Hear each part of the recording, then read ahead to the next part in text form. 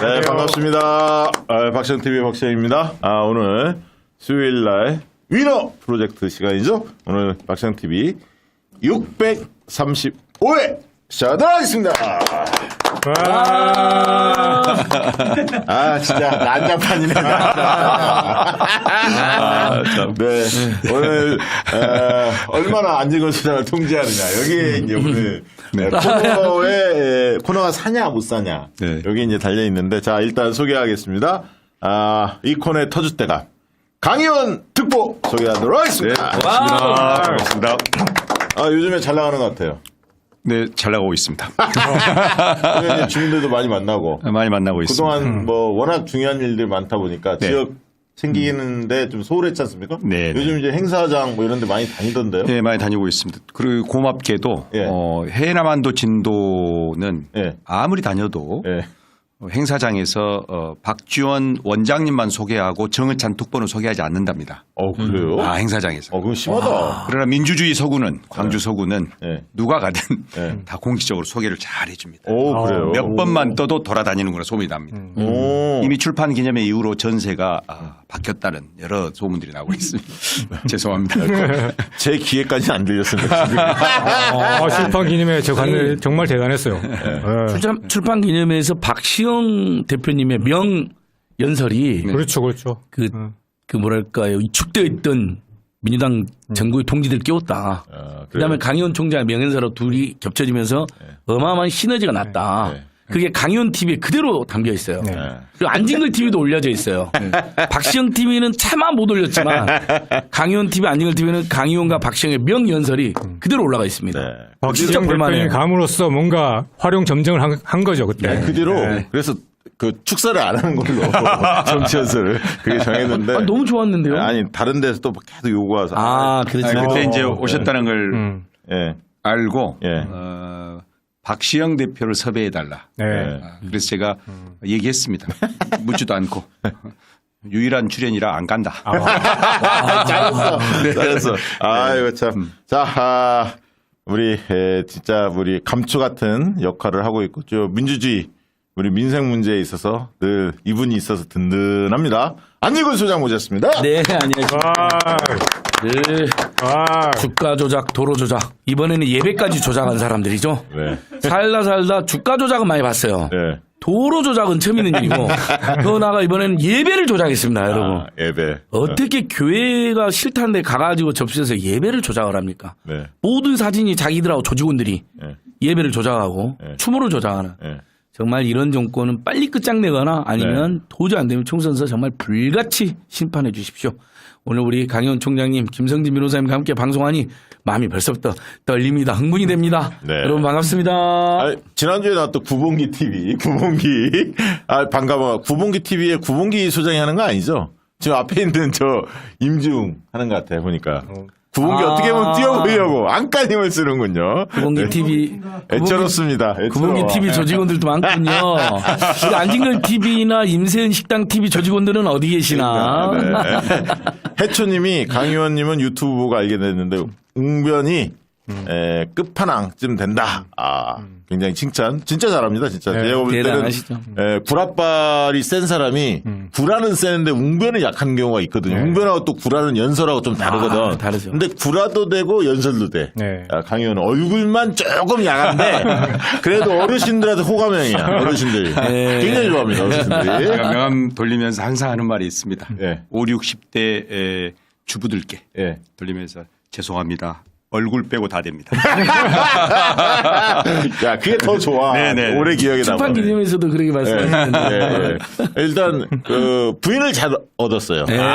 정말 그때 감동적이었어요. 정말 스토리가 대단했죠. 감동적이었고. 자, 오늘 정치 신인 한 분 또 모시고 왔죠. 김성진 변호사인데요. 민변 참여연대 활동도 하셨고 또 문재인 정부에서 청와대 비서관도 하고 지금 더민주혁신회에서 맹활약 하고 있는 거 맞습니까? 맞습니다. 제가 오늘 김성진 변호사님을 모신 이유는 실은 늦었습니다, 많이. 네. 본인의 정치 진출과 관련된 명확한 결정이 좀 늦어지다 보니 초대에 늦었는데 사실상 우리 인호 프로젝트의 순서대로 했다면 1번으로 초대했을 만한 돈입니다. 뭐 모든 사람들한테 그런 칭찬은 다 했지 않습니까? 네. 사실 처음 섭외 받았는데 제가 조금 더 고민하겠다는 말씀으로 조금 미뤘습니다. 우리 더민주정책혁신회의에 집행위원회가 있는데 그 집행위원회 중에 이제 대변인단도 있고 네. 뭐 디지털 소통단, 미디어 소통단 등 강령단, 조직단, 또 총선 혁신단까지 쭉 있습니다. 무슨 정당입니까 거기가? 준정당을 네. 비방하고 있고 네. 자칫하면 당이 제대로 혁신 안 하면 위성장도로 어떻게 좀 하는데 조크였습니다. 네. 그래서 거기에서 우리 수석 대변인이자 디지털 아니 그러니까 미디어. 소통 단장을 하고 아유. 있는 최고의 대들보입니다. 아니 그러니까 보니까 감투는 여기가 네. 그 푸짐하게 네. 씌워주는 아주 훌륭한 원래 그래야 돼. 네. 엄격하게 합니다. 네, 엄격하게. 김성진 네. 변호사, 기동민 의원죠. 성북 거기가 을인가요? 성북을입니다. 아 성북 을에서 그 586 기동민 의원을 잡고자 네. 출사표를 던진 김성진 변호사 소개하도록 하겠습니다. 안녕하십니까. 김성진입니다. 성북을에서 기동민을 잡고까지는 아니지만은 기동민 의원 대신 네. 이재명과 함께 윤석열과 제대로 싸울 사람 김성진 변호사입니다. 인사드리겠습니다. 네. 약간 신인 냄새가 나는데 완전 풋풋함 있어 풋풋함. 뭐 지금 뭐 나오고 있지만은 민변 민생경제위원회를 만들었고요. 참여연대 집행위원장을 지냈고 시민운동 열심히 하다가 문재인 대통령의 명을 받고 초대 사회혁신 비서관으로 재직할 수밖에 없었습니다. 아니 문재인 대통령 명은 좀 센다. 네, 명 쓰고 기동민 잡는다 여기는 또 A씨네. 기억을 이렇게 정하고 좀 선배들한테 애우를 좀 갖춘다. 네. 신인으로서 네. 그런 의미 같아요. 네. 근데 왜 정치에 뛰어들었습니까? 이게 변호사하고 또 시민사회 활동하면 네. 됐지. 네. 굳이 정치에 뛰어드는 이유는 뭡니까? 답은 민생입니다. 제가 2006년도에 민변에다가 민생경제위원회를 만들었습니다. 아, 그때부터 17년, 벌써 17년이 지났습니다. 윤석열 대통령도 민생 하니까 민생이 너무 가치가 떨어진 것 같지만은 네. 진짜 민생, 17년 동안 민생 챙겨온 김성진 변호사, 민생 변호사로서 그동안 활동했었는데 네. 이제는 검사 독재 너무 한다. 이걸 어떻게든 제가 타격을 줘야겠다 해서 지금 검찰 대응 TF, 검사 범죄 대응 TF에서 지금 검사들, 잘못한 검사들도 반드시 단죄한다. 그런 검사 탄핵에 제가 힘을 보태고 있습니다. 거기 당의 기구인가요? 네, 당 기구입니다. 자, 옆에서 그러면 참여연대 민변했으면 특히 참여연대에서 우리 안지건 수장이 봤을 텐데 저는 다 봤죠. 김성진 변호사는 어떤 사람입니까? 민변 민생경제위원회를 만들고 주도하신 분이 맞습니다. 네. 그 유명한 그 김남근 변호사 예. 그리고 이현욱 변호사, 백주선 변호사 등하고 네. 민변 민생경제위원회가 없앴어요. 노동위원회, 뭐 통일위원회, 막 주한미군위원회, 국가보안법 폐지위원회 이런 데가 활산될 때 참여연대보다 더 민변이 더 챙겨야 된다. 그래서 민변 민생경제를 만드셨고 뭐 참여연대 실행위원 하시다가 또 임원도 맡으셨고. 그러니까 어떤 사람이냐고 한마디로. 변호사이지만 사회혁신가죠. 사회운동가이고. 예, 대단한 아이디어와 정열이 있습니다. 확실합니까? 론스타 관련 소송도 참여연대랑 민변 소송도 도맡아 했었습니다. 공익 소송도 많이 했었습니다. 네. 고발도 같이 많이 했고 저기 이명박, 이재용, 이건희 고발을 김성 변호사님이 고발장을 써주고 고발? 다른 변호사님 써주시면 제가 고발장 네. 그거 있잖아요. 이건희 고발장 이렇게 들고 하는 거. 옆에서 제가 예, 김 변호사님이 고발하니까 생각나는데 써주시고. 예. 박근혜 대통령과 이재용 그 신동빈 고발장을 예. 제가 직접 썼습니다. 제가 쓰고 그때 제출도 같이 우리 참여연대 선후배이랑 같이 제가 제출해서 그때 탄핵에 저도 큰 약간의 변호사로서 역할을 했다는 제가 생각을 그게 기억이 나는 거예요. 그러니까 많은 변호사님 돌아가면서 고발장 써주는데 김성진 변호사님 특히 써준 게 박근혜, 신동민, 이재용 이 라인들. 알겠습니다. 가장 핵심 당시에 김남근 변호사님이랑 딱 보니까 이 안진걸 이유는 아니네. 이 안진걸 소장님 같은 경우는 이제 목소리 톤이 네. 굵고 약간 능수능란하고 막 이런 스타일인데 좀 풋풋하고 참신한 이런 스타일이구만. 네. 제가 다 되는데 구라가 안 됩니다. 다 되는데 제가 볼 때 얼굴이 안 된다고 제가 볼 때 오늘 우리 김성진 변호사 제가 만난 지 꽤 되거든요. 네. 인연이 좀 있었어요. 네. 제가 아주 존경하는 선배가 무슨 후배라고 하면 소개를 하는데 사실은 우리 김성진 변호사만 변호사가 아니고 재수 씨도 변호사예요. 그래요. 부부 변호사인데 갑자기 하는 말이 집 없이 산다는 거예요. 그래서 뭐 하는 사람들이냐. 보통 이런 부부 변호사님 대부분 강남에 살아야 되거든요. 네. 레이크 팰리스 이런데 야. 10억짜리. 그런데 아주 소박하게 살면서 뭐 하냐 했더니 이렇게 시민사회 운동을 한다는 거예요. 저는 그 말 한마디에 이 사람 뭔가 남달리 그렇게 살기 참 힘들거든요. 예, 그래서 그랬는데 오늘 네. 저분이 아주 자연스러운 분이거든요. 네. 정말 한낱 일개 음. 박시영 TV 나와가지고 저렇게 떠는 걸 처음 보고 긴장하는 걸 처음 보고 일단 제가 볼 때는 우리 안진걸 소장님이랑 김성진 변호사님은 그닥 친한 분이 아니었던 것 같습니다. 만약 친했으면 우리 안진걸 소장님이 네. 한 10분 정도 더 소개해야 되거든요. 아니, 그게 아니고 제가 원래 그러려고 임세은 소장 했는데 소개하듯이 아니 원래 그러려고 했는데 처음부터 오자마자 말 많이 하지 마라.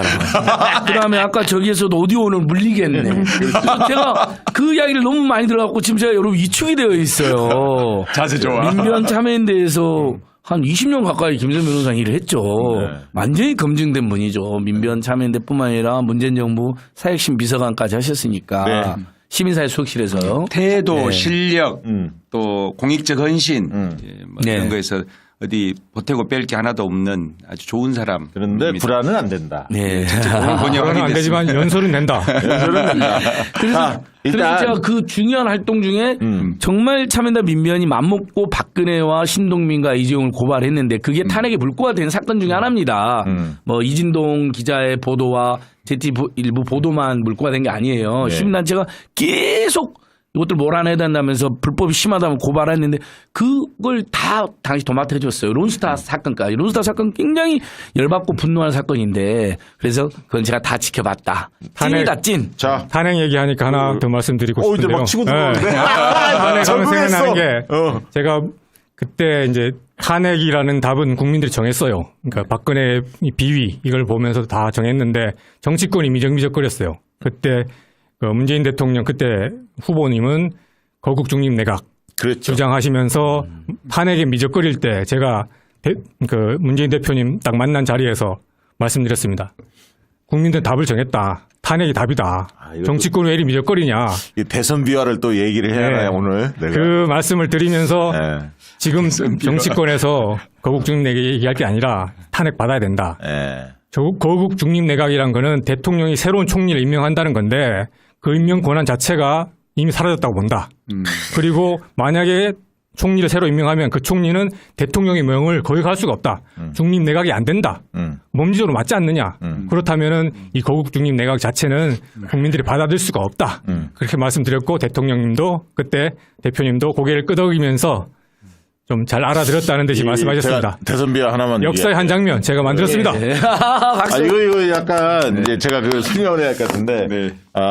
이제 그 촛불이 이제 세지고 네. 탄핵 기운이 세질 때 민주당에서 뭐 말씀하신 대로 네. 밖에 있는 분들 여러분들이 이제 조언도 많이 했죠. 그 민주당 내에 그 당시 캠프 핵심 인사들은 반대했어요. 네. 촛불 그 탄핵으로 나가는 네. 거예요. 그래서 이제 대통령님도 고민이 많았네. 당시 후보 입장에서 저희가 전략 컨설팅을 담당했었습니다. 당시에. 거기까지 모르는구나. 아, 그 몰라. 그래서 제 말 때문에 실질적으로 했나 조사를 다 했어요. 네. FCI 포커스그룹 인터뷰를 통해 다 조사하고 그 전략 브리핑을 했어요. 대통령과 핵심 측근들 몇 명 딱 모아놓고. 그래서 그때 제가 FCI를 진행을 했었는데 깜짝 놀란 게 강남의 50대 주부들이 몇 분 나왔는데 이분들이 평소에 늘 여당만 국민의힘 쪽만 찍었던 분들인데 이들 입에서 집회 처음 나가봤다. 야, 그러면서 네. 지금 언론에 밝혀진 건 최순실 관련해서 빙산의 일각이다. 막 강남의 여론을 다 들려주는 거예요. 그래서 우리가 그걸 다 정리를 하고 네. 지금은 나가셔야 한다. 딱 정리를 했어. 그걸 뜩 듣더니 문재인 당시 대선 후보가 너무 태하시더라고. 그러면서 거기 이제 임종석 실장부터 시작해서 몇 명이 쫙 있어 핵심들이. 그래서 검토해봐라. 그러고 이틀 뒤에 나갔어요. 야. 그러면은 이런 합의하시죠. 얘기가 저랑 핵심입니다. 박시영 대표님이랑 공동 작품으로 공동작품. 예. 어제 저녁에 제가 어떤 선배님을 만났는데 음. 박시영 말을 잘 들어야 된다. 예. 왜 박시영 대표를 압니까? 그랬더니 아니 자네 출판 기념회 갔더니 연설도 잘하던데 그분이 원래 송갑석 만들었다. 송갑수 만들지는 아, 그래요? 않았는데? 그때 컨설팅을 아니. 좀 많은 조언을 구해서 송갑 선배는 원래 네. 잘하는 선배고, 네.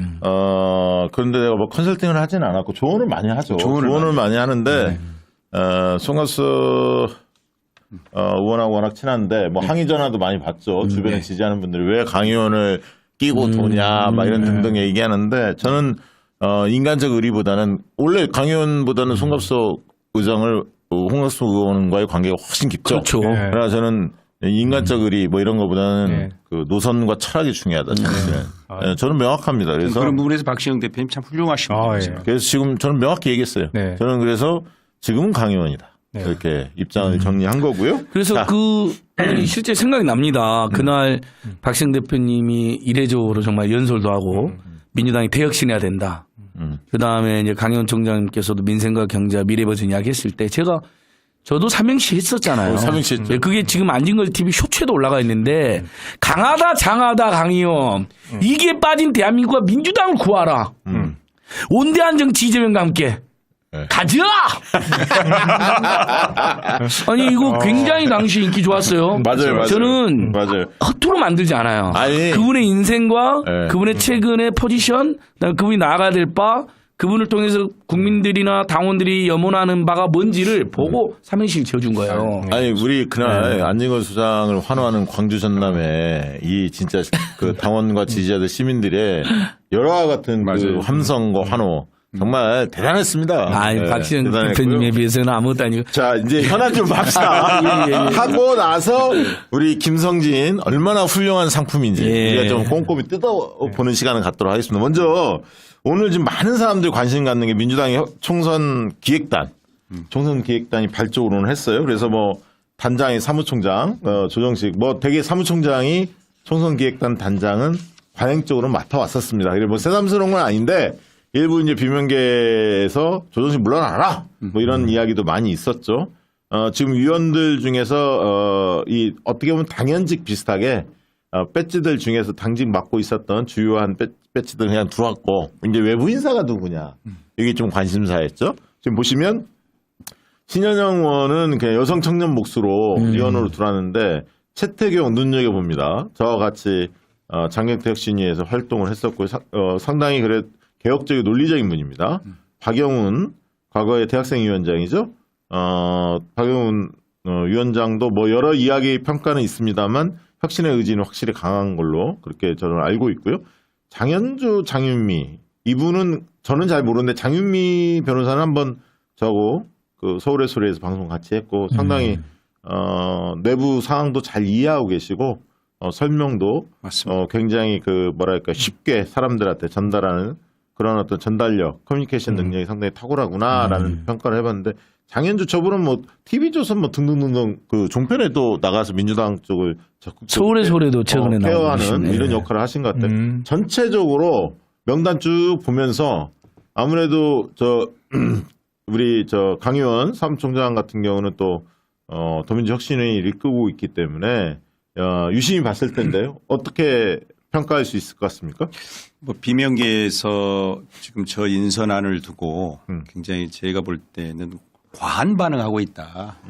오히려 이 총선 기획단에 대한 비판보다는 앞으로 만들어질 공천관리위원회에 대해서 몫을 할애받기 위한 이런 어떤 목소리 아닌가 싶었어요. 왜냐하면 누가 봐도 아주 평범한 안입니다. 저 안이. 아니, 그렇게 저같이 센 사람은 없어. 저기 보니까 아무리 둘러봐도. 파격적 인물이거나 또 그야말로 그 혁신의 칼을 들고 뭔가 그 고름을 도려낼 만큼의 결기를 가진 분들이기보다 적절하게 관련직이라고 했던 분은 아까 말씀드렸던 것처럼 기존 당직을 맡고 있는 반드시 들어가야 할 대부분의 분들이 들어갔어요. 그렇죠. 그리고 나머지 이제 그 외부 인사들은 청년과 여성을 안배해서 적절한 분들을 무난한 분들을 모셨다. 안정근 소장님은 과거에 공간이 역할을 4년 전 하셨잖아요. 공간위원이고 이 총선기획단 보니까 일단 장윤미 변호사, 장현주 변호사는 굉장히 평이 좋은 분들입니다. 그렇죠.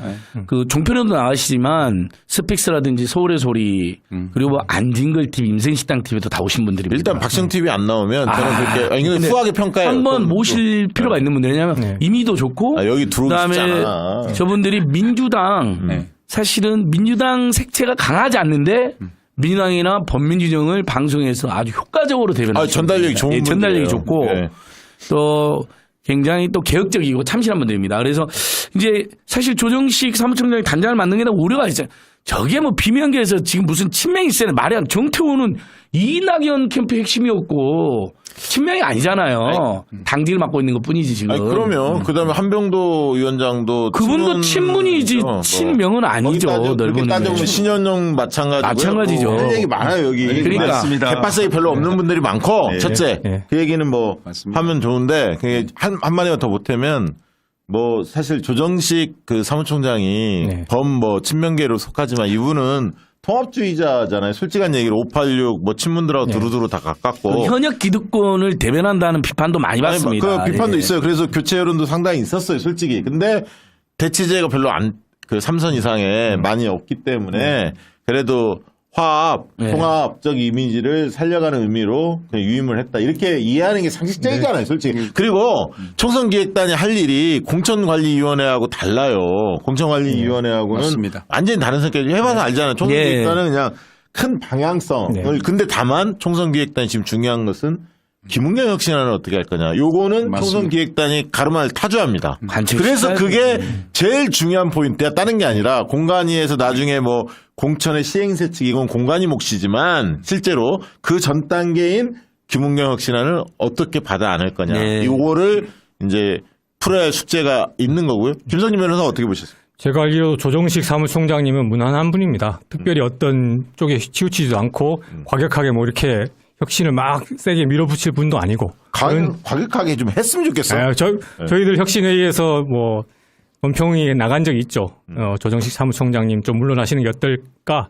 대표님에게 공간을 열어드리기 위해서. 지난번에 입장이 나왔죠. 예, 그런 적이 있습니다.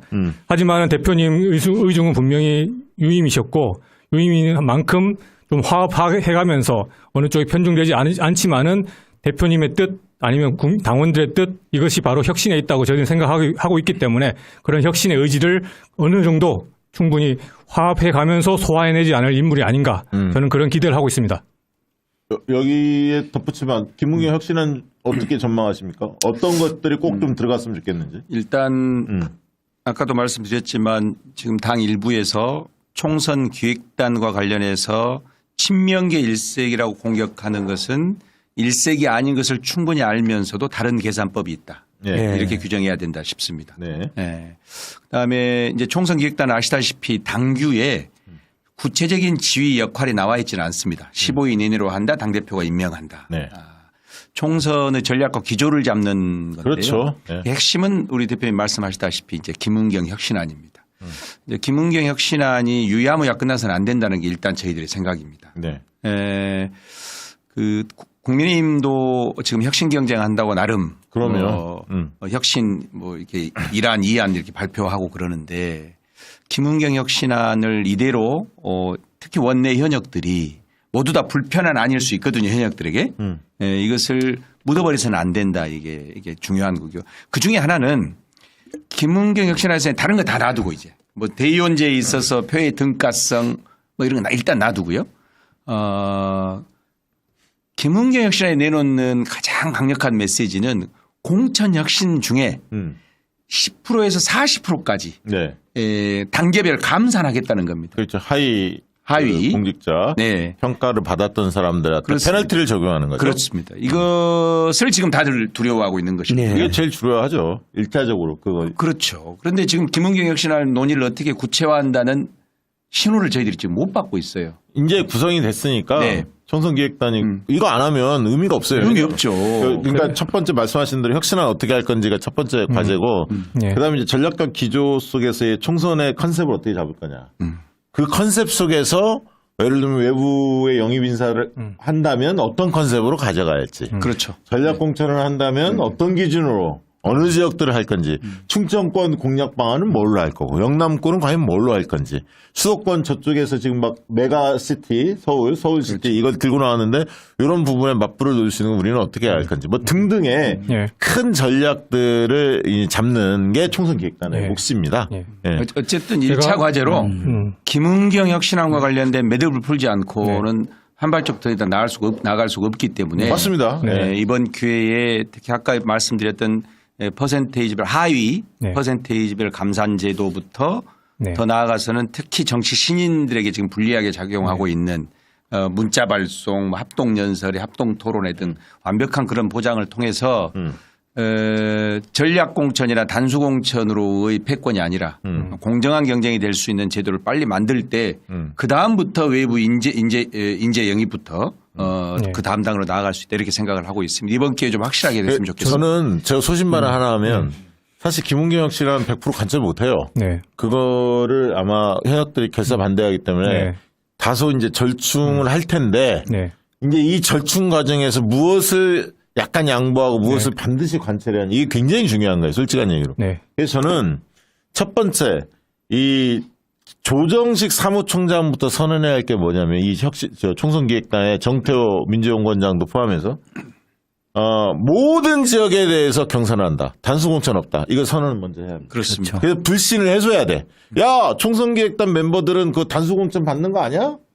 최고위원들 다 단수공천 받는 거 아니야? 그러면 그 지역에서 준비했던 신인들은 누가 당직 맡는 거 그 자체로 도전하는 것 자체가 봉쇄돼 버려요. 그렇습니다. 이게 말이 안 되잖아. 그러니까 모든 지역을 경선한다. 이 원칙을 천명하는 것부터 시작하자. 저는 그 얘기고요.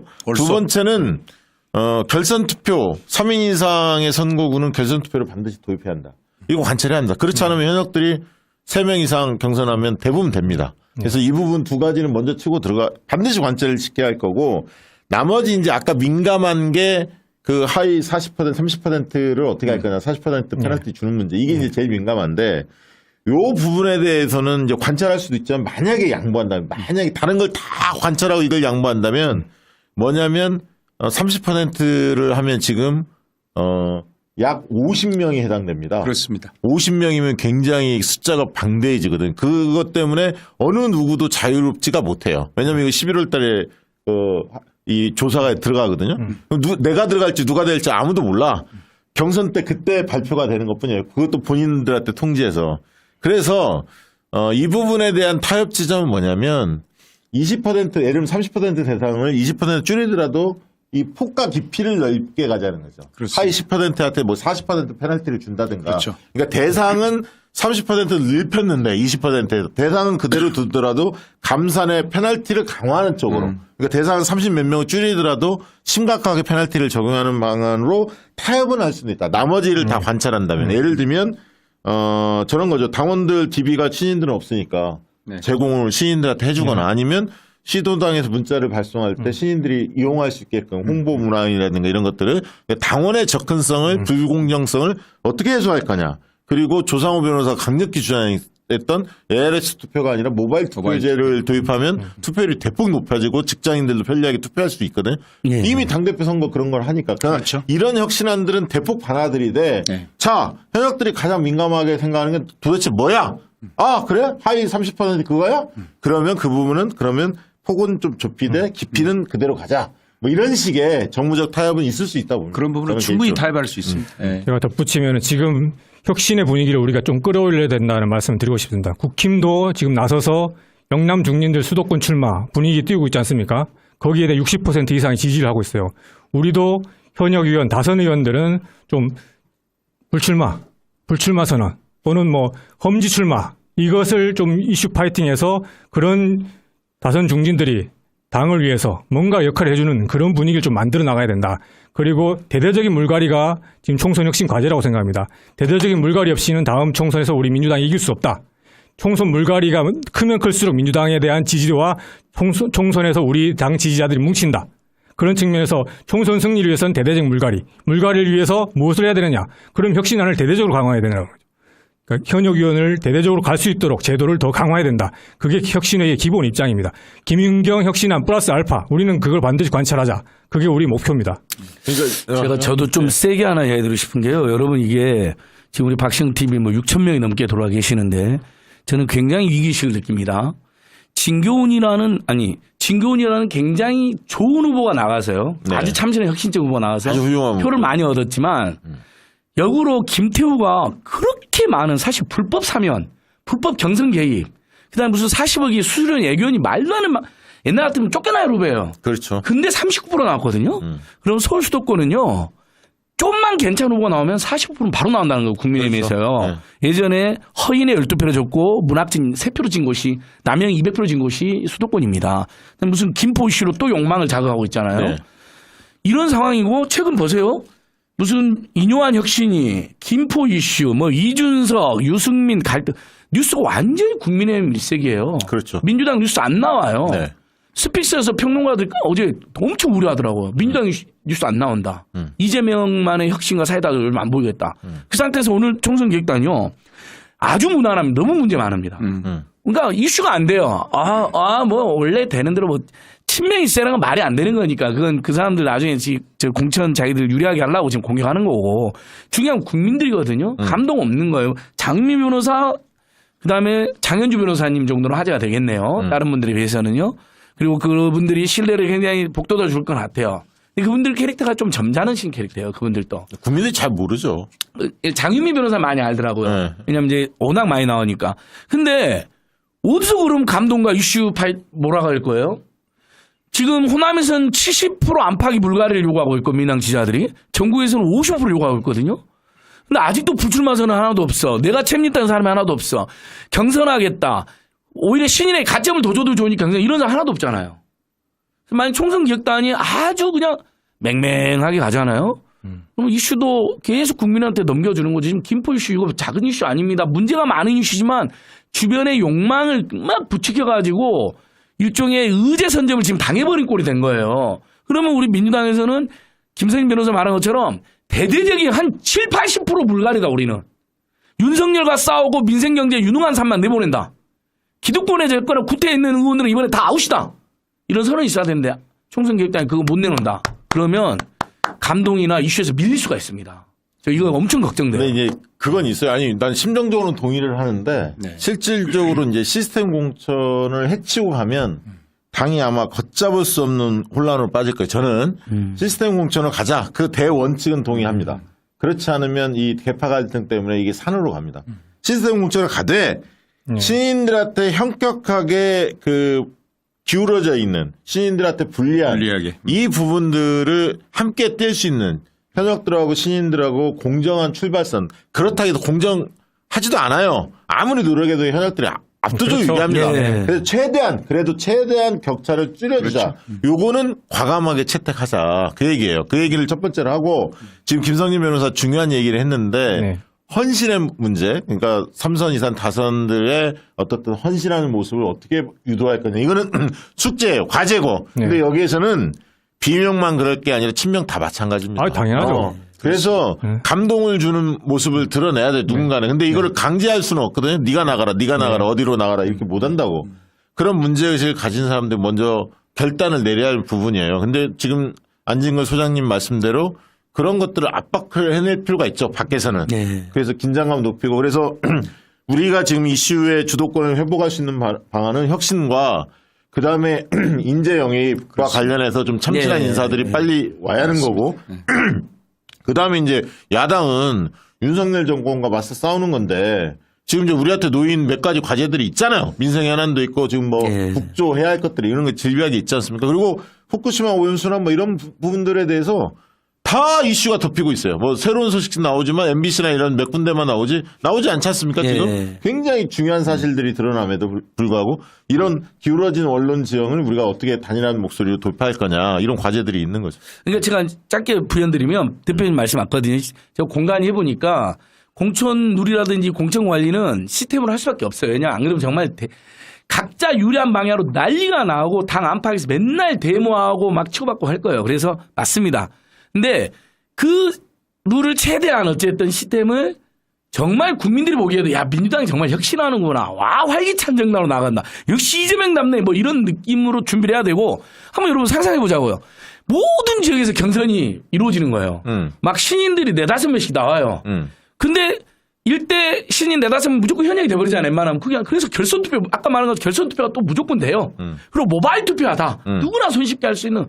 그러면 진짜 동네에서 재밌지 않겠어요? 야, 저는 그러면 다윗이 골리앗을 이기는 감동의 드라마가 그러니까요. 계속 쓰여질 거예요. 그리고 네. 보세요. 예를 들면 이제 어떤 지역이다. 강윤도 나오고 박시영도 나오고 안진걸 나오고 김성현도 나오고 예상치 않았던 누구도 나와서 막 민주당을 가지고 막 갑론을 막 백가쟁명하면서 추추전국으로 정말 윤석열이 이렇게 싸워야 된다, 민주당 이렇게 바뀌어야 된다, 막 국민들 앞에서 그걸 가지고 막 타운홀 미팅도 하고 대대적인 정책 토론도 하고 길거리에서 유세도 같이 하고 막 뭔가 좀 비이벤트를 만들자고요. 정치가 정말 재밌고 즐겁고 야 정말 다크호스들이 될 수 있겠다 이런 느낌도 들고 그거 안 하면 그래서 또 조정희 사무총장 걱정되는 게 4년 전에 경선 없이 후보 되신 분인데 그냥 주요 중진들과 친명이라는 이유만으로 경선도 없이 다 단수공천 받으려고 하고 그냥 결선 투표도 없이 그러면 진짜 맥 빠지는 거죠. 전 이건 밖에서 더민주적 신뢰는 안에서 제가 같은 밖에서 정말 맹렬하게 민주당 혁신 요구해야 된다고 봅니다. 아니 그러니까 제가 그때 얘기했습니다만 저희 방송에서는 제가 몇 번을 지금 강조한 그렇죠. 게 알고 있습니다. 친명 비명 가릴 거 없이 자기 지역에 있어서 경쟁하는 신인들 내치려고 하고 단수공천 받으려는 왜냐면 쉽게 가려고 하는 네. 그런 욕구가 생길 수 있잖아요. 그런 걸 드러내는 배지들이 꽤 있어. 네. 그래서 제가 가만히 놔두지 않겠다. 친명 핵심 의원이라고 네. 하더라도 그 얘기를 저 방송에 몇 번 했습니다 지금. 그래서 지켜보고 있어요. 맞습니다. 네. 봤습니다. 저는. 친명을 자처하는 분들이 사실은 이재명 8위를 넘어서 이재명을 닮아야 돼요. 그렇죠. 친명 안에서 감동을 줘야 합니다. 친명 안에서 내려놓기가 시작돼야 되고 친명 안에서 험지를 찾아가야 되고 결국은 친명이라고 하는 분들은 적어도 이재명과 함께 새로운 정부를 만들어서 국정을 같이 운영하겠다고 하고 결의한 사람들 아니겠어요?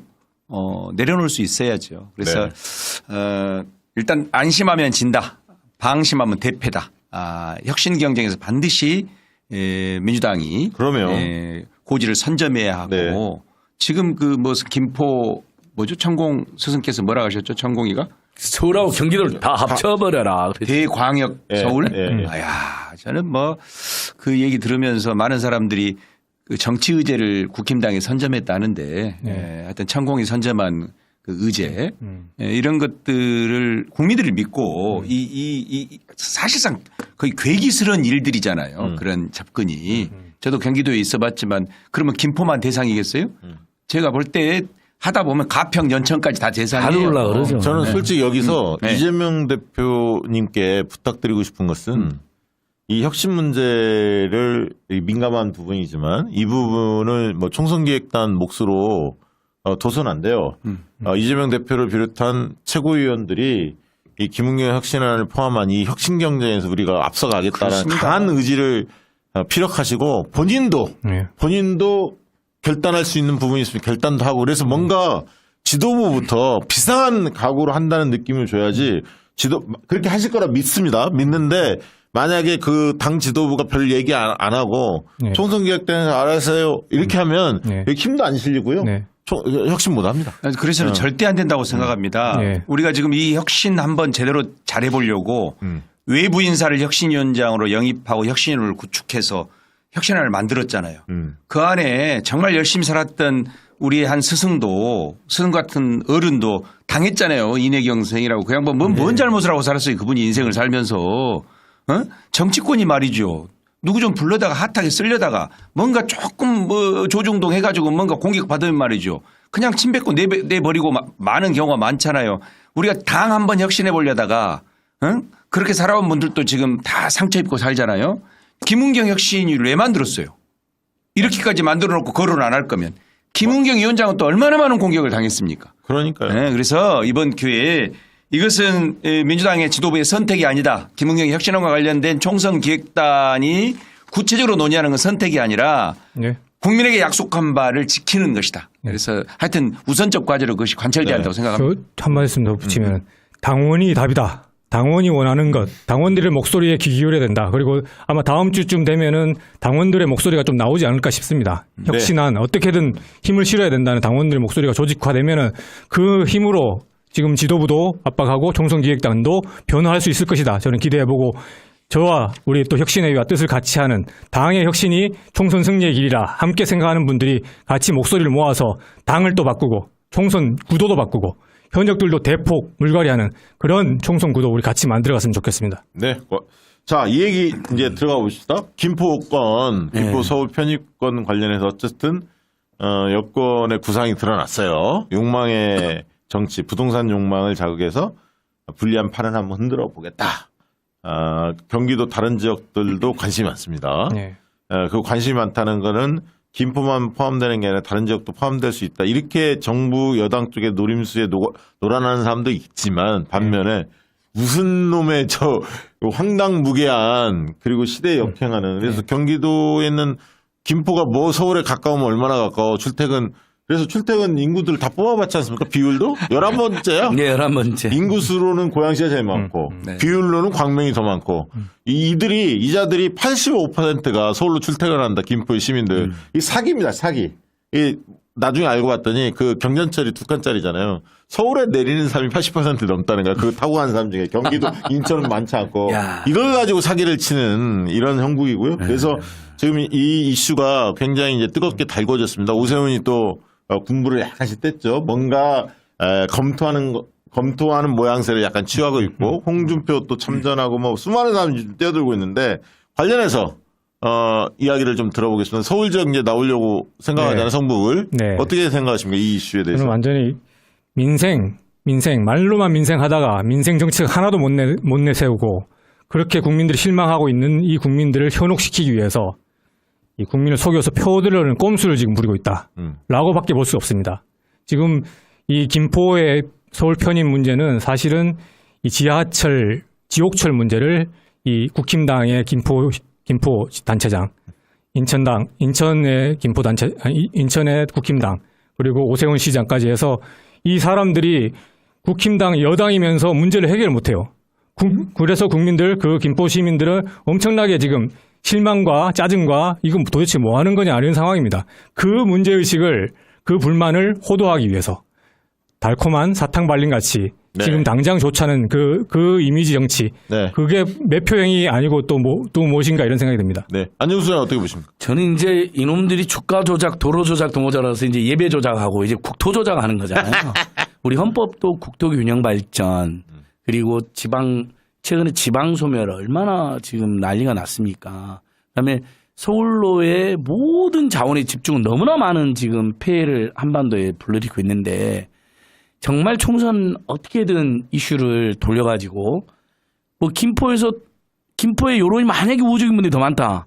그럼 김포에서 투석 정도 더 얻으려고 이 지랄을 하는 거죠. 그다음에 그렇죠. 네. 서울까지도 일부 영향을 끼치려고 이제 김포랑 인접한 지역까지. 아니야. 이거는 서울 지역 사람들은 서울 시민들은 거의 다 반대할 거예요. 예, 반대하는 의견도 많다 하더라고요. 왜냐하면 또 서울이 가진 어떤 특성, 기득권 갑자기 입에된다는 것도 아니, 있고. 서울 시민들이 낸 세금을 김포 끌어들이면 거기 이제 예를 들면 엄청 주게 되죠. 지자체에서 그 아까 얘기했던 5호선 문제 뭐 여러 가지 철도 문제 이런 것들을 해결을 해줘야 하거든. 근데 저 일각에서는 서울에 거기에 이제 매립지 있지 않습니까? 네. 매립지하고 그 건설 폐기물 처리장 이런 것들을 거기로 서울 거를 그쪽에 활용하려고 하는 거 아니냐. 오세훈 입장에서는 예. 뭐 그런 얘기도 나오더라고요. 그렇죠. 오세훈은 또 지가 서울시장이니까 서울 시민이 늘어나면 늘어날수록 저한테 유리하다고 생각할 겁니다. 그러니까 단 하나도 나라와 국민의 미래에 대한 정말 선의의 보관이 아니라 진짜 선거 앞두고 정말 억지로 이슈를 만들어낸 건데 사실 이건 되지도 않아요. 우리 많은 애칭 이건 법으로도 여러 주민투표랑 법으로도 많이 통과를 해서 이건 총선 전에 될 수가 없어요. 만약에 필요한다 하더라도 정말 중장기적으로 논의해야 될 이슈예요. 이건 2008년도 용마의 정치를 불렀기도 뉴타노 또 달라요. 그때는 뭐 재개발 재건축 막 하려고 그런 건데 만약에 좋습니다. 여러분 김포든 수도권이든 아니면 천안이든 거기에서 하는 유권자들이 조금 더 부자되시고 욕망이 있다면 사실은 그 지역을 그 지역 자체로 개발을 해주고 지방분권이라든 지방재정을 더 풍성하게 해줘야 되는 거죠. 서울에 편입시켜서 될 문제가 아니고 서울에 애가거든. 그래서 요건 저는 민주당이 좀 더 자신 있게 치고 나와도 된다. 네. 지금 너무 이렇게 약간 또 눈치 보고 있는 것 같아. 그럴 필요가 없다. 어떻게 보십니까? 저는 어쨌든 국힘당 이 기획은 실패할 거라고 봅니다. 네. 예, 아까 말씀드렸듯이 2008년 이 뉴타운 어떤 부자 대세요 해가지고 이명박 때 한번 성공했는데 그때 뭐 싹쓸이 했죠. 네. 나라당이.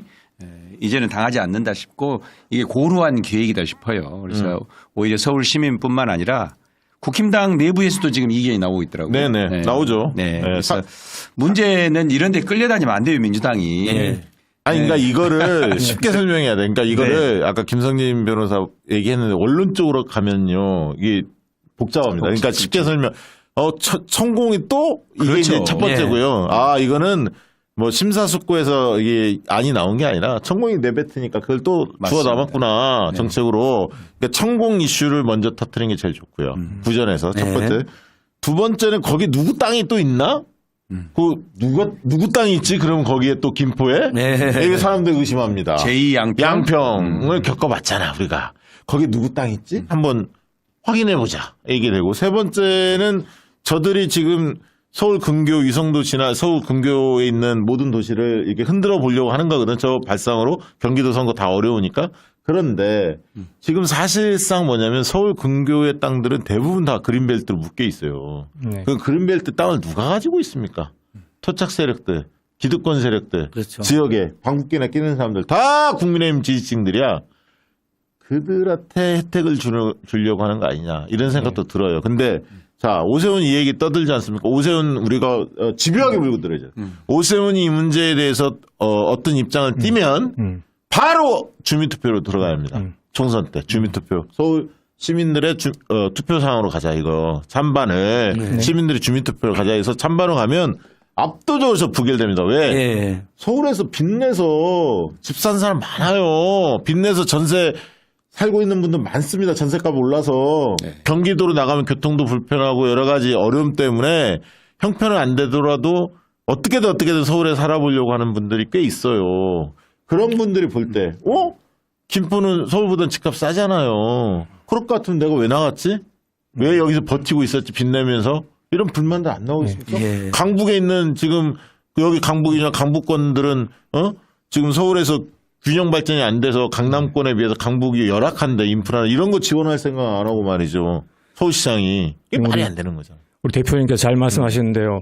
이거 진지하게 접근하면 안 됩니다. 그냥 웃음거리로 만들어야 돼요. 그렇죠. 웃음거리로 좋아요. 만들어서 진지한 토론의 무대로 올라오게 하지 말아야 돼요. 맞아요. 그렇게 해서 야 민생 어디 가고 헛소리만 남았냐 이런 프레임으로 가서 이건 완전 깨무시하고 민생 제대로 안 챙기냐 이걸로 우리 프레임 싸움을 해야 된다고 봅니다. 그러니까 김포의 교통 열악한 건 열악한 대로 그거 대책을 별도로 세워야 그렇죠. 문제지. 이걸 서울 편입의 문제로 해결할 거냐 이거지. 맞습니다. 말이 안 저도 되는 그냥 단박에 총선 전에 되지도 않을 일, 당분간 되지도 않을 일, 그다음에 서울 시민들이 주민투표하면 지난 무상급식 때 오세훈 몰아냈던 것처럼 어차피 안 될 일.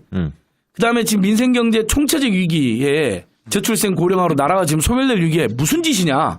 이렇게 그냥 얼른 딱 끊어버려야 된다 봅니다. 이걸로 계속 감론으로 몰려가잖아요. 그럼 다른 이슈, 윤석열 심판 이슈가 묻히는 문제가 있어요. 천공 영상을 봤죠. 봤죠. 보자마자 이것은 이 의제를 대응하는 기술의 문제로 천공의 소환이 아니고 이 천공의 영빨에 의한 지시 이것은 팩트다. 정확히 팩트예요. 대광역 서울이란 말은 정말 이런 말을 만들기도 쉽지 않거든요. 이것을 메가시티라 해가지고 지금 포장한 건데 천공의 지시다. 이렇게 정리하면 될 것 같습니다. 그리고 김포는 제2의 양평이 될 가능성이 높으니 땅 조사하자. 땅 양평도 좀 전수조사하고 그럼요. 김포도 전수조사하자 이렇게 나가. 양평도 전수조사, 김포도 전수조사.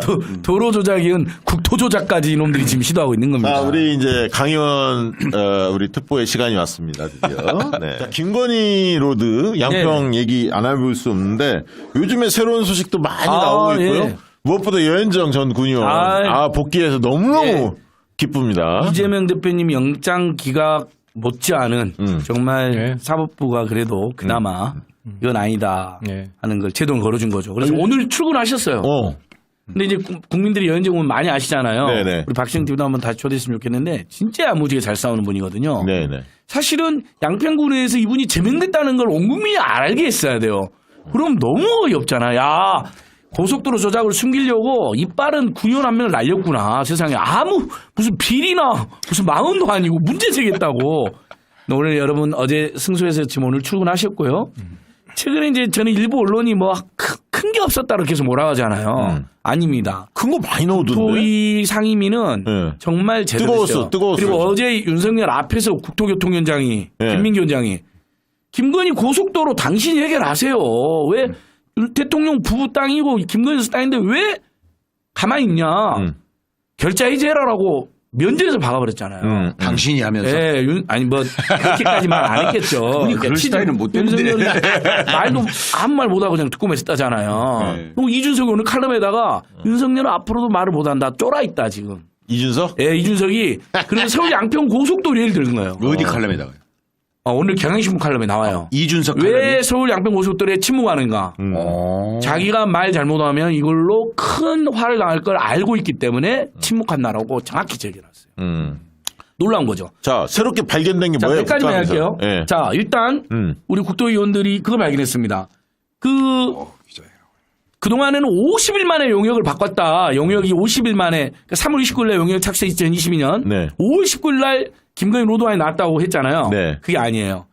허영 의원이 밝혔는데 4월 4일 날 제출했어요. 5일 만에. 5일 만에. 그래요. 5일 만에 종점을 변경했다는 안이 나오고 4월 11일 12일 만에 김건희 종점안이 나와요. 그러니까 그 얘기는 인수위에서 이미 다 준비가 세팅이 되고 관련된 업체 딱 뽑았을 때 자기들 마음에 네, 드는 네. 업체가 딱 됐을 때 바로 그렇죠. 작업이 들어갔다. 이제 용역사 두 개가 성장됐을 때 특히 경동 엔지니어한테 인수해서 작업이 들어갔는데 이걸 이준석이 MB 스트레이트에도 증언해요.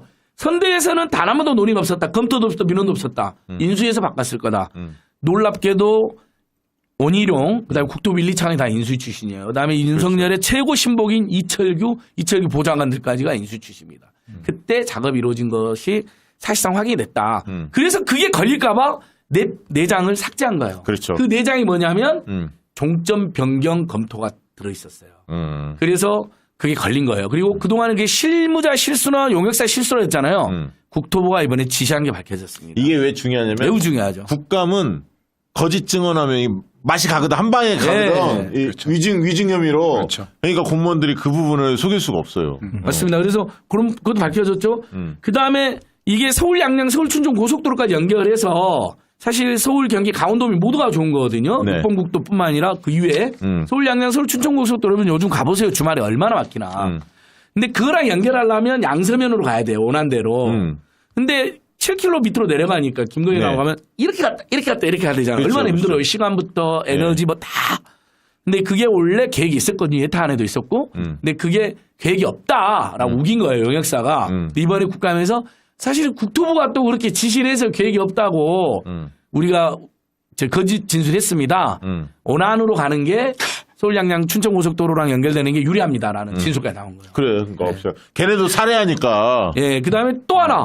민원 다 괜찮은데 민원 때문에 바꿨다고 용역사 직원이 이야기한 거예요. 나중에는 이제. 네. 근데 보니까 마을을 관통하는 민원 때문에 원안이 아니라 김건희 로드로 바뀌었는데 김건희 로드로 하면 광주시 태촌면은 마을이 완전히 관통되고 마을이 10개 가까이 더 늘어나요. 관통되는 마을이. 맞아요. 그래서 민원이 훨씬 더 많이 발생해요. 이것도 거짓말.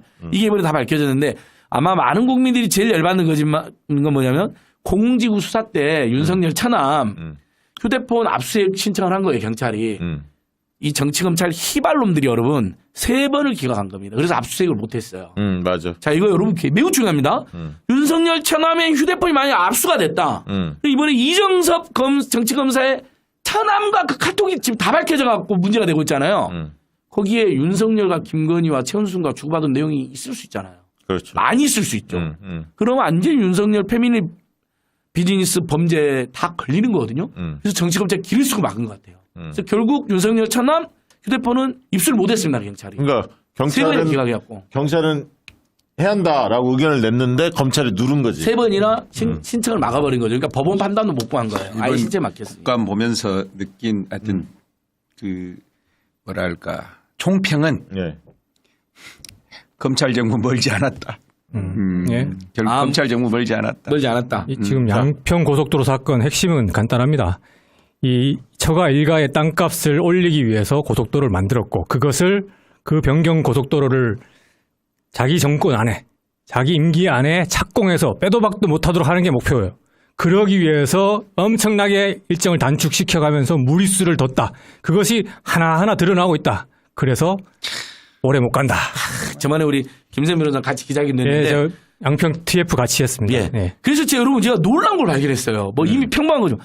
자, 지금 문제가 되고 있는 세 사람 이정섭, 한동훈, 윤석열 완전히 정치검찰 삼총사 이재명 주기, 송영길 주기만 하고 있는 자들 이 사람들이 다 천암 비호로 딱 걸렸네. 이정석 천암 마약 걸렸는데 수사 무마했죠. 저희들이 지금 고발장 쓰고 있습니다. 그다음에 한동훈 천암 성폭력법인데 그것도 2번이나 네. 또 비호다 딱 걸렸죠. 이문정 검사가 폭력을 알려졌죠. 네. 그 사람도 검사했잖아요. 그다음에 윤석열 천암 휴대폰 압수수색 검찰이 막았잖아요. 왜? 비번까지 거부하고는 한동훈이가 개입했겠죠. 이건 합리적인 추정입니다. 결국은 이 정치검찰놈들은 본인들의 죄는 검사들의 죄만 넘는 게 아니라 검사 가족들의 죄까지 넘는다라는 불문율이 있다고 하는데 네. 실제 이번에 그게 드러난 거예요. 이정석 천암, 한동훈 천암, 윤석열 천암으로. 네. 그래서 국민들한테 이 정권은 천암, 3대 천암 비호 정권이다. 그래서 네. 지금 검사들 위법행위, 비리 행위를 저지른 검사들은 대대적으로 탄핵해야 된다는 게 제 생각이고 혁신의 생각이고 국민들, 당원들의 생각 아닌가 저는 그렇게 생각합니다. 네. 예. 네, 여기 안진걸 소장님 입이 터지면 우리가 예, 요 정도만 했습니다. 네. 이런 정치검찰 희발놈들의 세상 저는 살고 싶지 않습니다. 요 놈들 희발시켜버립시다, 여러분. 자, 어제 마치 윤석열 대통령이 이재명 대표 앞에서 예의를 갖춰서 인사한 것처럼 이상한 각도에서 찍은 동영상이 나와서 마치 무슨 이전과 달라진 태도를 보인 것처럼 하는데 지금 보시죠? 이재명 대표는 그냥 그 목례 간단히 하고 끝났습니다, 서로. 그런데 90도로 일한 것은 이재명 대표한테 절을 한 게 아니라 저 국회의원들 전체적으로 예, 그냥 가볍게 한 거죠. 가볍게 인사한 건데 저걸 각도를 이상하게 틀어서 마치 이재명 대표한테 인사한 것처럼 그렇게 일부 언론들이 보도를 했죠. 그래서 사실이 아님을 네. 오마이TV 보시면 확인할 수 있고요. 자, 간당간당히 좀 짚어보겠습니다. 소주값이 그렇게 오른다면서요? 이제 예. 7,000원? 다음 달에 네, 9% 오른다고. 7% 정도가 오르는데요. 네. 그러면 한 100원이거든요. 네. 그러면 보통 이거 유통마진도 붙어야 되고 네. 그러면 상인들 입장에서는 5,000원 받던 걸 5,300원 이렇게 받을 수가 없잖아요. 네. 그래서 대부분 500원 단위나 보면 이렇게 술집 가면 4,500원 받는 데도 있어요. 네. 500원 단위. 근데 최근에 너무 인건비나 저렴이 오른 분들은 1,000원 올리죠. 그러니까 소주가 이제 6,000원, 맥주가 7,000원 시대 된 거예요. 네. 네. 그럼 이제 좀 이따 강현 총장님하고 저하고도 이제 동네 경제 살리를 좀 하려고 그래요. 이 동네. 가서 이제 6,000원짜리 소주 하나, 맥주 2개를 시켜야 소맥이 되잖아요. 네. 그러면 소맥 세트가 2만 원. 아유. 거기다가 이제 안주 하나 시키면 4만 원. 네. 거기다 이제 택시 타거나 들이 이제 10시나 11시 때 할증 엄청 세져가지고 웬만한 거리 몇만 나와버려요. 그러니까. 그러면 지금 집집마다 2천만 가구에 9,500만 원 정도 평균 빚이 있어요. 그러면 이미 이자 내니라고 사람들이 너무 피폐되어 있거든요. 네, 금리가 세니까. 그러니까 네. 그러면 이렇게 되면 소비가 확 줄어듭니다. 네. 수출도 어려운데 소비까지 확 줄잖아요. 그러면 경제 성장률 더 떨어집니다. 알겠습니다. 총체적 이익입니다. 네. 근데 어제 윤석열은 우리나라 경제가 지금 좋아지고 있다는 식으로 말도 안 되는 소리를 하고 왔죠. 그리고 지금 전국 언론노조에서 이 운동에 지금 많이 동참했으면 좋겠다는 취지에서 좀 소개해 드리려고 하는데요. YTN 지부가 시민 주주 운동을 지금 펼치고 있습니다. 와주라라고 이 주주 참여 운동에 많은 뜻 있는 시민들이 좀 동참했으면 좋겠다 이런 취지로 지금 운동 캠페인을 전개하고 있는데 와주라 카카오톡 친구를 추가하거나 이메일 등으로 참여할 수 있다고 합니다. 저희 박시영 TV 보니까 우리 멤버십 회원들도 적극 참여하더라고요. 예. 뭐 30주, 50주, 100주 이런 식으로 되게 한 7,000원, 6,000원? 네. 그다음 5,000원대까지 막 떨어졌다는 얘기도 있던데요. YTN 노조에서 YTN 좀 살려보겠다라고 나선 거니까 많은 관심 좀 필요해 보입니다. 그리고 유독 눈에 띄었던 게 오늘 대학생 행동의 날. 네. 그래서 안진걸 수장이 올려주셨는데 토요일 날 예. 오랜만에 요즘 대학생 집회를 본 적이 없잖아요. 네. 윤석열 정권이 이제 또 사학에 대한 합리적 규제도 다 풀고 등록금도 인상하겠다고 하니까 대포 네. 대학생들이 이러면 우리는 더 이상 못 버틴다. 이미 지금 부모님이나 우리가 다 죽게 생겼는데 네네. 그래서 1시에 사전 집회하고 2시에 이번 토요일 날 촛불 집회도 기대됩니다. 5시 있는데 뭐 예를 들면 몇천 명, 몇만 명까지는 못 모인다 하더라도 그렇죠. 대학생들이 도심에 나와서 집회를 한다는 것 자체가 큰 힘이 됩니다. 그렇습니다. 그래서 토요일 날 2시에 시청역이니까 여러분 만약에 5시 촛불 집회 11월부터는 5시 하거든요. 조금 일찍 나와서 응원해 주시고 네. 저기 대학생 대표도 촛불 집회에서 발언도 할 수 있도록 제가 연결해 보려고 그래요.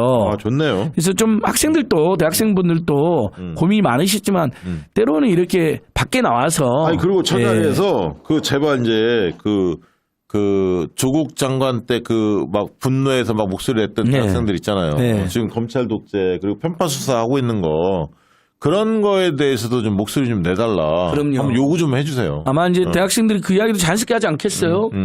대학들에 대한 규제를 풀고 등록금까지 인상시켜서 안 그래도 고물가, 고가, 고환율, 고금리 때문에 죽게 생겼는데 이제 고등록금까지 만든다. 그런 정권이 김건희, 윤석열, 김건희, 최은순 비리는 항상 덮고 있다. 그리고 자연스럽게 연결되지 그 않겠습니까? 저기 학폭이든 막 이상한 애들 자네들 네. 많잖아. 조국 장관 그 조민 씨만. 그렇죠. 아니 그걸 사람들이 정순신. 분노하는 거 아닙니까 사실. 이번에 김승희, 그 김승희를 김건희가 데리고 간 거고, 그렇죠? 그렇죠. 아무 경력도 없는데 행정관 시키고 비서관까지 시켰고 결국 엄청난 학폭을 저질렀고 그것도 은폐를 했고.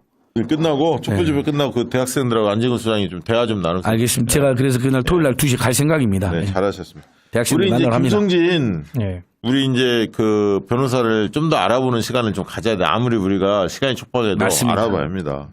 자, 본인이 아까 얘기했던 대로 잠깐 소개는 했습니다만 시민사회 쪽에서 했던 역할, 민변 참여연대, 예, 그리고 이제 청와대에서 또 활동도 하셨는데 가장 기억에 남는 일 아니면 뭐 성과 있다면 어떤 게 있을까요? 뭐 너무 많아가지고 하나씩 말씀드리겠습니다. 민생 쪽에서는 제가 중소기업 적하업종 특별법을 제안해서 당에서 뭐 받아서 발의를 했습니다. 그게 대기업의 골목상권 죽이기, 문어발식 확장 이런 것들의 문제 제기가 있었고 그 문제의식을 담아서 중소기업이 할 수 있는 건 중소기업에 맡기자. 그 법안을 제가 주도를 했고 그것이 문재인 정부 때 소상공인 생계형 소상공인 적하업종 법으로 법제화가 됐습니다. 그거는 이제 저 참여연대 때인가요? 민변? 네, 민변 참여연대 함께 같이 그 진행했었죠. 당시에? 네, 네. 그렇게 해서 성과가 있었다. 그래서 우리 소상공인들, 힘든 소상공인들, 그래도 밥그릇은 지켜야 된다. 그게 우리 정의다라고 생각했고 그런 법안이 문재인 정부 때 만들어졌다라고 네. 말씀드리겠고 박근혜 탄핵 때 제가 아까 말씀드렸듯이 직접 고발장을 제출해서 탄핵에 일조를 하고 네. 그리고 문재인 대통령님한테 탄핵에 나서달라. 이것이 국민의 뜻이다라고 세게 전달해서 설득을 했다고 생각하고. 그리고 제가 봤어요. 네. 그때 참여연대 오셨거든요. 문재인 대표님이. 그리고 청와대에서는 사회혁신 비서관으로서 이제 정부 혁신을 총괄했습니다. 대통령님과 제가 대통령 당대표 시절에 유일하게 법안 하나 만든 게 사회적 가치법이라는 법인데 네. 그 법안이 아예 그냥 무시되고 있었어요. 당대표 법안이니까. 그것을 이제 정부 혁신의 과제로서 사회적 가치 중심으로 정부와 공공기관 전 공무원들이 움직여야 된다. 사회적 가치는 국민들의 좋은 삶을 챙기는 가치다. 그렇다면 이 대한민국을 돈벌이 밀어주기가 아니라 좋은 삶, 국민의 좋은 삶을 챙기는 정부를 만들자. 그 목표를 가지고 정부 혁신 과제를 총괄했죠. 그래서 계획도 만들고 공공기관이 움직일 수 있도록 인센티브도 주고 평가 제도도 바꾸고 그리고 공무원들도 움직일 수 있도록 평가 제도도 바꾸고 좋습니다. 그런 걸 했습니다. 그러니까 정책 능력은 네. 충분히 많은 분들이 얼마나 정책 능력이 뛰어난지는 네. 지금 소개한 내용 그리고 안진걸 소장이 보증한다니까 네. 그거는 알 것 같고요. 이제 정치적 감각이 있는지 저희가 한번 여쭤볼게요. 네. 이게 또 중요한 부분인데 기동민 의원 재선 의원이고 서울시당 위원장도 했고 과거에 성균관대 총학생회장도 했고 전대협 핵심 멤버 중에 한 분이십니다. 예. 성북을은 네. 그 대학가가 많이 있는 곳이죠. 그렇지 않습니까? 성북 갑에 많이 있고요. 갑에 많이 있나? 의뢰는 지금 동덕여대. 동덕여대. 네. 성북을에 네. 좀 늦게 뛰어들었단 말이죠. 네. 성북을에 도전한 이유. 그리고 상대가 기동민 의원인데 네. 기동민 의원에 대해서는 어떻게 생각하는지. 제가 총선과 관련해서 고민했던 것은 대대적인 물갈이, 그것이 우리 총선 승리의 길이다라고 생각하면서 대대적인 물갈이가 필요하다라는 주장을 계속 해오면서 그렇다면 저도 대대적인 물갈이에 한 역할을 해야 되겠다라는 생각을 했죠. 그러면서 지역구를 고민하면서 여러분들의 얘기를 들었습니다. 그래서 그 고민과 여러 조언들을 들어서 이 성북을을 지키는 것도 중요하다. 성북을이 이 노도강성의 방파제 역할을 해야 된다. 성북을이 뺏기면 안 된다. 그런 관점에서 성북을을 지키기 위해서는 제가 더 적임자다. 성북을에 지금 정태근이 나오나요? 국민의힘 쪽에 누가 나오죠? 국민의힘에는 뭐 무명의 그 지역 출신의 어떤 지역위원장이 있습니다. 그분이 나올지 안 나올지는 잘 모르겠습니다. 근데 사실 성북을 정도 되면 본선에서 우리가 누가 나가든 쉽게 얘기하면 누가 나가든 이길 수 있는 환경 아닙니까? 솔직히 지금 시점에 그러면 이제 민주당 경선이 더 중요할 텐데 그럼 기동민 의원을 다른 의원도 여러 의원이 있었겠지만 네. 기동민 의원을 선택한 그런 어떤 이유가 있었을 것 같은데요? 저는 특별히 뭐 개인적인 감정이 아니고 저는 민주당에서 이 성북을이라는 땅을 지키는 것이 중요하다. 그 역할을 제가 잘할 수 있겠다. 그리고 저는 이재명과 함께 윤석열과 세게 싸울 수 있다. 지금까지 싸워왔고 그리고 검찰 독재 종식하고 윤석열 어서 어떻게든 정리하고 그 역할을 제가 세게 할 것이다. 그 적임자로서 성북을을 지키고 이재명과 함께 윤석열과 세게 싸울 사람으로 김성진이 필요한 것이다. 착한 사람이라 네. 얘기하고 싶은데 꾹 참고 있는 거가 하나 있습니다. 네.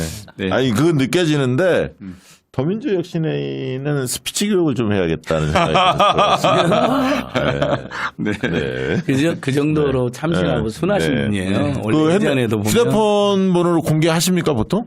명함 네. 다 써 있습니다. 네. 그러면 네. 거기가 무슨 동입니까? 성북을이? 도남동도 있고 기름동도 있고 월곡동, 종암동, 석관동 이렇게 있죠. 아, 종암동, 석관동, 예.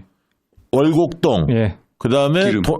기름동. 기름동. 예. 도남동, 기름동. 그럼 도남동이면 성신여대 거기 있는 거 아닌가? 성신여대는 아, 갑 쪽에서 예, 갑 쪽에 있구나. 있습니다. 예, 동이 몇 고려대는 고려대도 갑입니다. 갑입니까? 예. 아, 그렇고 국민대도 갑이고. 네. 그렇군요. 아, 갑자기 그러니까 미아리 쪽인가요? 그쪽이? 미아리, 장이동이 핵심이죠. 장이 예. 뉴타운 예, 저 예. 그 지역이구나. 자, 그 지역에 사시는 분들 김성진 변호사 괜찮다라고 생각하시면 연락 주시고요. 또 그 지역에 아는 분들 소개도 좀 많이 해주시면 좋을 것 같습니다. 핸드폰 번호 어떻게 되십니까? 010-5384-8639입니다. 5384 8639. 8639 네. 김성진 변호사입니다. 자, 그 번호 기억해 놨다가 괜찮다 이러면 연락 좀 해주시기 바랍니다. 소개도 많이 해주시고 지역에 뭐 아는 분들이 계시면 얼마나 올지는 모르겠는데 그 몇 분, 10분, 20분, 50분 이렇게 연락 오면 네. 꼭 전화 다 드려보세요. 아, 그럼요? 네. 정말 소중한 분들 아마 소개해 주실 겁니다. 밑에 자막까지 나가고 있네요. 예. 010-5384-8639. 반드시 박시영 TV가 이렇게 친절한데 네. 우리 제작진들이. 반드시 전화가 오고요. 네. 문자가 옵니다. 네. 다만 네. 성북을 아닌 데서도 많이 온다는 거. 그분들도 아주 소중합니다. 네. 전국적인 정치인으로 키워주십시오. 자, 네. 국회에 들어가면 어떤 일 하고 싶으세요?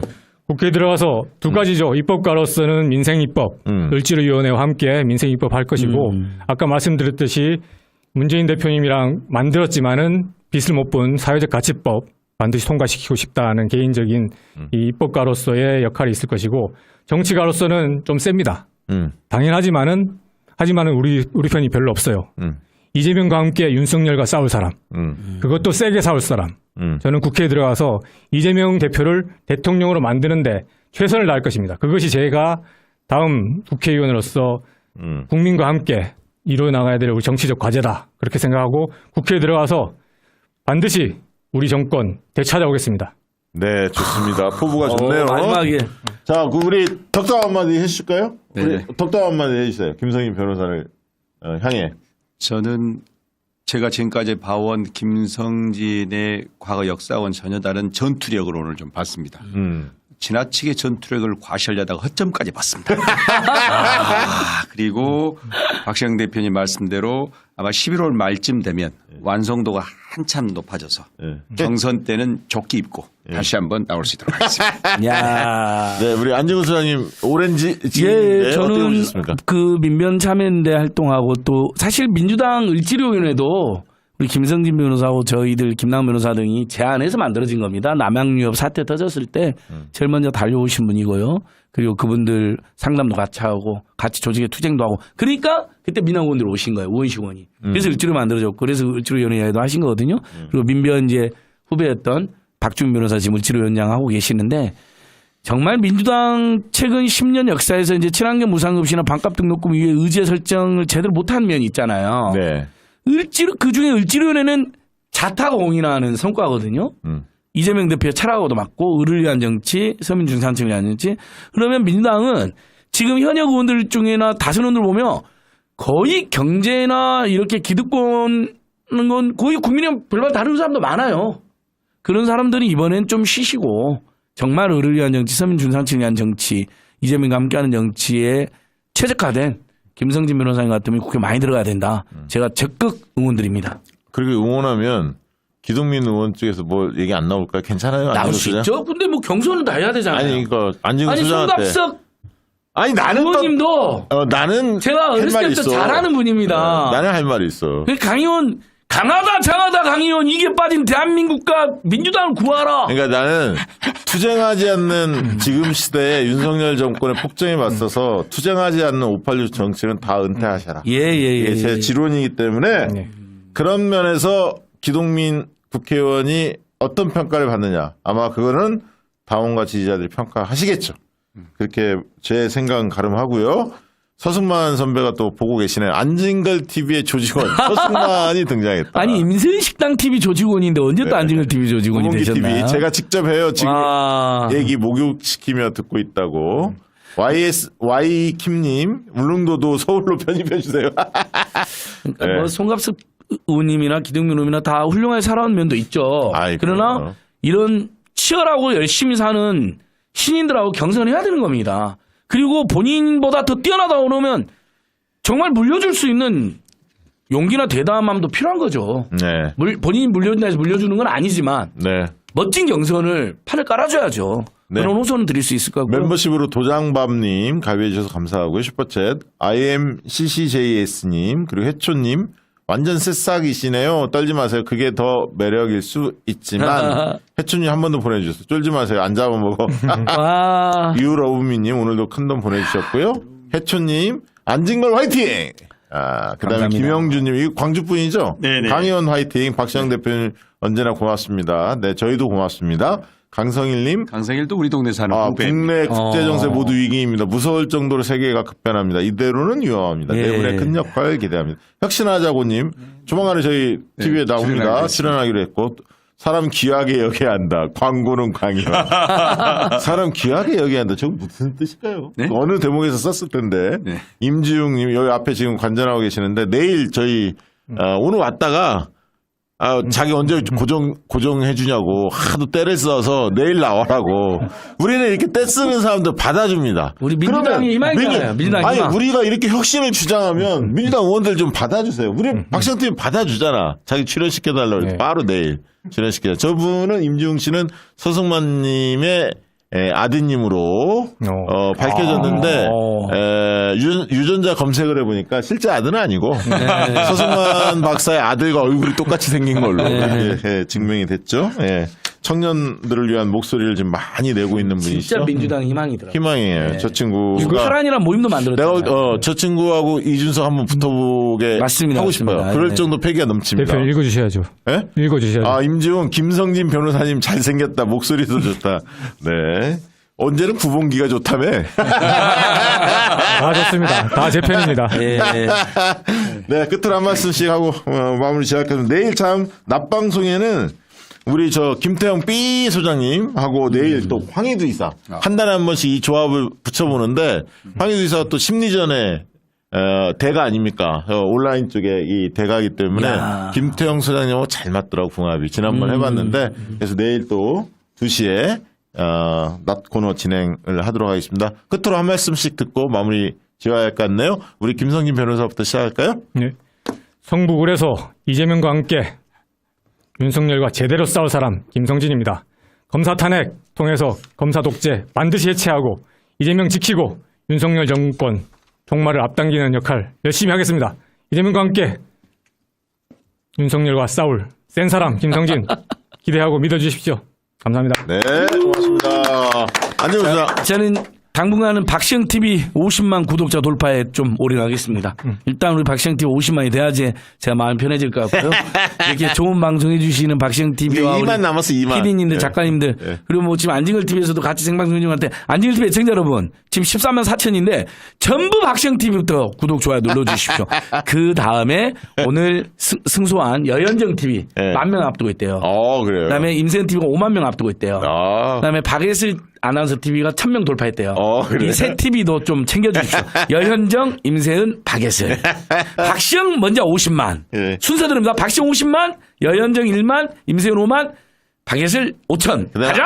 안진걸 TV도. 안진걸 TV는 20만 가자! 네, 좋습니다. 강현 TV도 있습니다. 6,000명 넘었습니다. 오! 네. 그 신인이 6천 명 넘게 쉽지 않아요. 쉽지 않아요. 네. 진짜 유튜브 힘들어요. 광고 하나 드리겠습니다. 여기 와서 보니까 박시영 TV의 다른 코너에 비해서 위너 프로젝트에 광고가 안 들어오고 있습니다.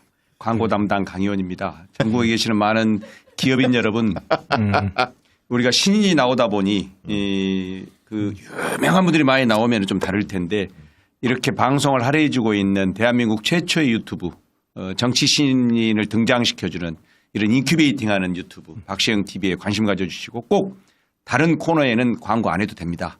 위너 프로젝트 광고를 전해 주십시오. 고맙습니다. 아니 그러니까 더민주 혁신회의 운영위원 상임위원들 많잖아요. 네. 그런 사람들이 박시영 TV 구독 운동을 해줘야지. 그래야 빨리 50만 원. 맞습니다. 그런 건 안 하고 말이야. 제가 그 생각을 못 했고요. 네. 알겠습니다. 네. 명심하겠습니다. 자, 내일 2시에 뵙도록 하겠습니다. 오늘 방송 이것으로 마치도록 하겠습니다. 고맙습니다. 감사합니다. 여러분 또 만나요.